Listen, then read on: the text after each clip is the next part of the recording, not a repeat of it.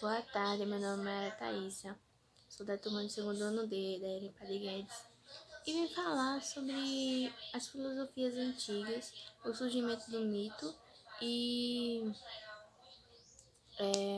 como surgiu a filosofia. Bom, eu vou começar falando sobre o surgimento do mito. O mito, ele servia para dizer tudo o que achavam no universo, tipo, em questão de sentimentos, do surgimento dos homens, de tudo. Só que os homens não tinham certeza se era isso mesmo, mas os deuses, com o tempo, eles acreditavam nisso.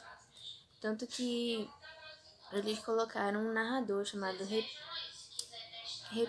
Repísodo, que era pra. Eles eram bem exigentes, aí né, mandavam eles falar tudo sobre qualquer coisa, o que eles tinham a concepção, mas não sabendo se aquilo mesmo era verdade.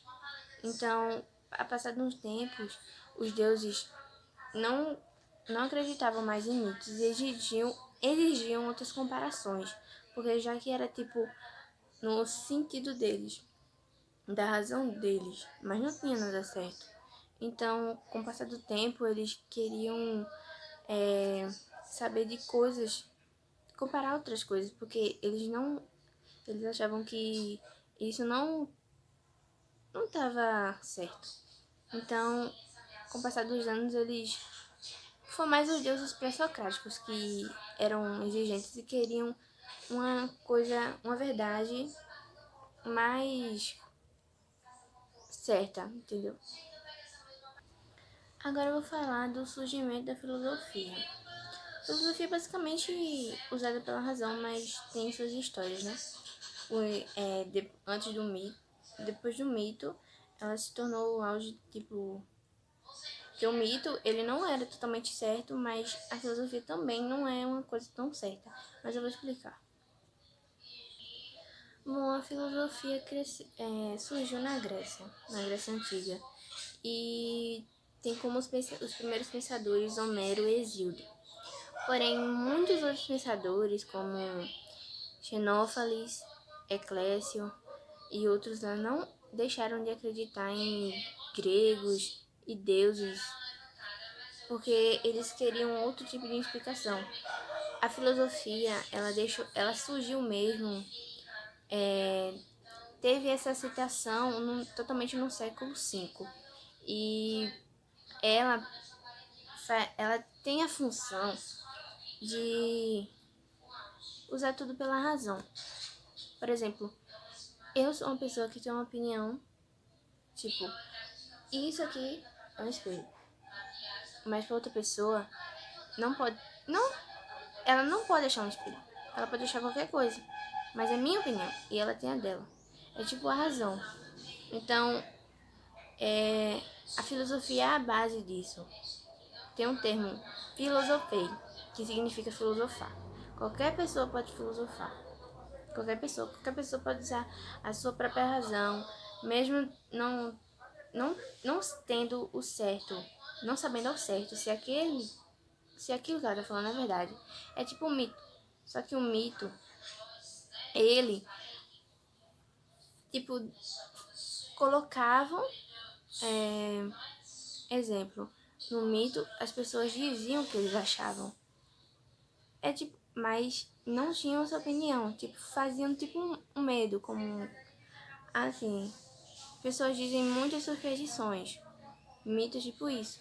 Ninguém sabe se isso vai acontecer, se vai ser o certo, se não vai ser. Mas é a base disso. A filosofia é tipo a sua própria opinião. Você usa a sua razão.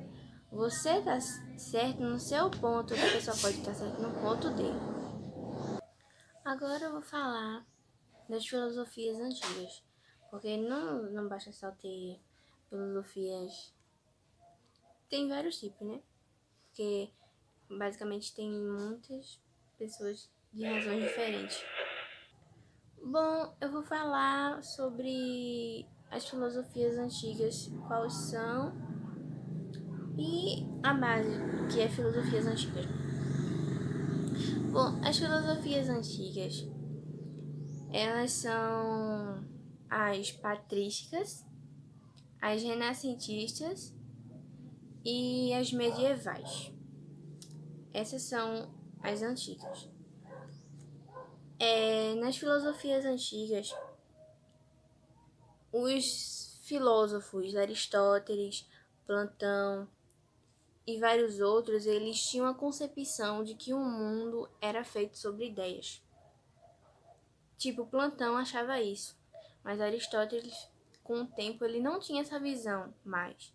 Ele tornou até outra visão e com um debate com os outros filósofos, não, os sofistas, eles debatiam com os sofistas para saber se criaram sobre as filosofias a prática e a ética, que eles tinham mudado a concepção, porque Aristóteles ele participou de muita coisa na Grécia Antiga, nos costumes antigos, teve muitas concepções e nesse tempo ele não achava que o mundo era criado por ideias. Mas Platão, ele pensava isso, né? E essas filosofias foram criadas na Grécia Antiga. Tem muita história para contar ainda. E a base da filosofia é isso. Cada um fala a sua própria opinião. Cada um fala o que acha. Seja de objeto, seja do que vai acontecer no mundo. Enfim. A filosofia antiga aconteceu base nisso, porque tem as medievais, que é uma história totalmente diferente das renascentistas, como das patrícias. E é isso. Espero que tenham gostado. A filosofia medieval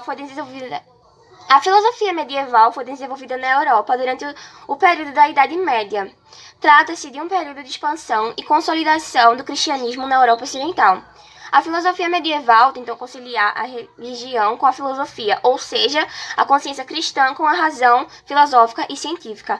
Isto pode parecer paradoxal em nossa época, mas naquele tempo era perfeitamente compreensível. As principais características da filosofia medieval são inspiração na filosofia clássica, união da fé cristã e da razão, utilização de conceitos da filosofia grega ao cristianismo e a busca da verdade divina. Muitos filósofos dessa época também faziam parte do clero ou eram religiosos. Nesse momento, os grandes pontos de reflexão para os estudiosos eram a existência de Deus, a fé e a razão, a imortalidade da alma humana, a salvação, o pecado, a encarnação divina, o livre-arbítrio, dentre outras questões. Sendo assim, as reflexões desenvolvidas no medievo, ainda que pudessem contemplar os estudos científicos, não podiam se contrapor à verdade divina relatada pela Bíblia. O objetivo de estudo da filosofia medieval começou antes desse período cronológico da história. Afinal, após a morte de Jesus Cristo, os primeiros cristãos tiveram que conciliar a filosofia grega com esses ensinamentos cristãos. Uma vez que a Idade Média foi um longo período da história ocidental, dividimos a filosofia medieval em 4 fases: filosofia dos padres apostólicos, filosofia dos padres apologistas, patrística e escolástica. A filosofia patrística e escolástica, que correspondem aos 2 últimos períodos, foram os mais importantes da filosofia medieval. No século I e II, a filosofia desenvolvida estava relacionada com o início do cristianismo, e, portanto, os filósofos desse período estavam preocupados em explicar os ensinamentos de Jesus Cristo num meio pagão. Recebe esse nome uma vez que o cristianismo primitivo esteve baseado nos escritos de diversos apóstolos. O maior representante desse período foi Paulo de Tarso, o apóstolo Paulo, que escreveu muitas epístolas incluídas no Novo Testamento. Nos séculos 3, 4, a filosofia medieval passa para uma nova fase relacionada com a apologia. Esta era uma figura da retórica que consistia na defesa de algum ideal, nesse caso, a fé cristã. Os padres apologistas utilizaram a mesma figura de linguagem e argumentos para dialogar com os helenistas. Assim, defendiam o cristianismo como uma filosofia natural que seria superior ao pensamento greco-romano. Dessa maneira, eles aproximaram o pensamento greco-romano aos conceitos cristãos que estavam disseminando pelo Império Romano. Nesse período destacam-se apologistas cristãos Justino Martins, Orígenes de Alexandria e Tertuliano. A filosofia patrística foi uma corrente filosófica cristã da época medieval, que surgiu no século IV. Recebeu esse nome pois ela foi desenvolvida por diversos padres e teólogos da Igreja, os quais eram chamados de pais da Igreja. Sua figura mais importante foi o Santo Agostinho de Hipona. A patrística é considerada a primeira fase da filosofia medieval. Sua principal característica era a expansão do cristianismo na Europa e ao combate aos hereges. Por isso, essa doutrina filosófica foi representada pelo pensamento dos padres da Igreja, que aos poucos auxiliaram na construção da teologia cristã. Baseada na filosofia grega, os filósofos desse período tinham como objetivo central compreender a relação entre a fé divina e o racionalismo científico, ou seja, eles buscavam racionalização da fé cristã. Portanto, os principais temas explorados por eles estavam ancorados nas vertentes dos maniqueísmo, ceticismo e neoplatonismo. São eles: criação do mundo, ressurreição e encarnação, corpo e alma, pecados, livre-arbítrio, predestinação divina. Santo Agostinho foi teólogo, bispo, filósofo e o principal exponente da patrística. Seus estudos estiveram voltados para a luta do bem e do mal, bem como do neoplatonismo. Além disso, ele focou no desenvolvimento do conceito de pecado original e do livre-arbítrio, como forma de livrar do mal. A predestinação divina, associada à salvação dos homens pela Igreja Divina, também foi um dos temas explorados por Agostinho. Acreditava na fusão da fé e da razão para encontrar a verdade, ou seja, as duas poderiam trabalhar juntas, cuja razão auxiliaria a busca da fé, que por sua vez não poderia ser atingida sem o pensamento racional. A patrística foi o primeiro período da filosofia medieval que permaneceu até o século VIII. Durante 7 séculos, a filosofia esteve voltada para os ensinamentos dos homens da Igreja. Logo após, surgiu a escolástica do século IX. Esta permaneceu até o início do Renascimento, no século XVI.